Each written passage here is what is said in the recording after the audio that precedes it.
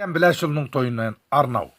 Күллі жұртты сағынтып зарықтырған, көздерді күн чағылып қарықтырған, жолына Серікжанның қарай-қарай баладай шөгіп қалды алып тұлғам. Жаңылып жүрісімнен тайып қалдым. Жігерістеп өз-өзімді айыптадым. Серікжан үйғамақта отырғанда жазудан лекциямды жалықпадым. Шеберге тап болдым талай жерде.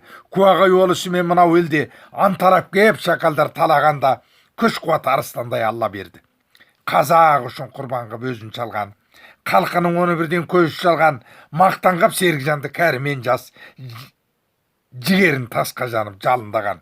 Қазақтың бағын ала берген бұл, шапқанда шалықпайтын ол бір дүлдүл, қара көктің тұқымы ол қара көктің, бір күндік жолы оның бізге бір жыл. Ала жібін елінің аттамаған, ол жүйрік бұл өмірде бапталмаған, ортақтасып адамзат қайғысына не қалды Серікжанның ақтармаған. Егерін елінеге сүйе берген, өйткен ол күнде отыңа күйе берген. Көрсе ол бір қазақтың қайғы мұңын орнынан жалғыз өзі түрегелген. Шіркін ай қолым қысқа амалым жоқ.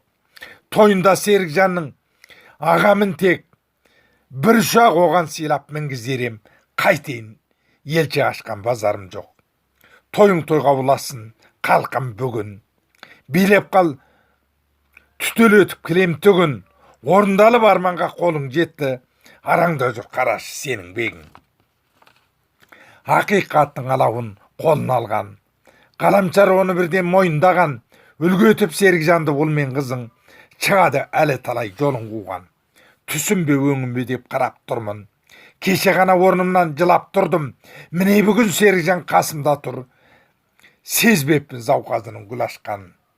Ақ тілектің шашуын тере берем, күнде осындай той болса келе берем, ғұмыры Серікжанның ұзақ болсын, осының зұлымдықты жеңім деген.